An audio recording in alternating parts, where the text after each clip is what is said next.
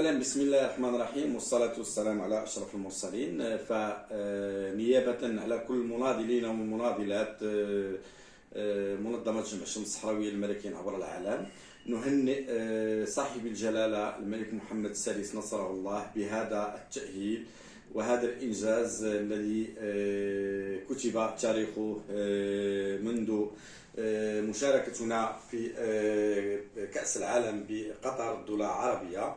وكذلك نهنئ كل الشعب المغربي من طنجة إلى القويرة، ونهنئ أقاليمنا الجنوبية الذي بهذا يعني المسيرة لفرحة الذي عمت كل أراضينا أقاليمنا الجنوبية. فهذا يعتبر استفتاء، فكل الصحراويين من جميع أقاليمنا الجنوبية الغالية علينا خرجت رجل واحد مرأة واحدة للتعبير، وهم يحملون الأعلام الوطنية للتعبير واعتزازهم بانتمائهم إلى هذه المملكة المغربية الشريفة.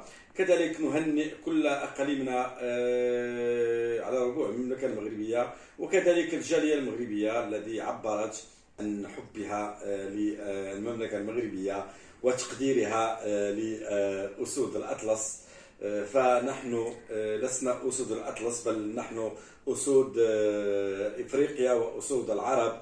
فالحمد لله متنا العرب وإفريقيا أحسن تمثيل.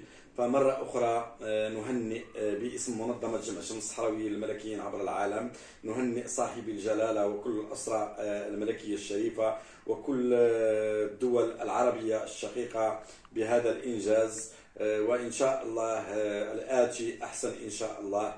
حياكم الله والسلام عليكم ورحمة الله.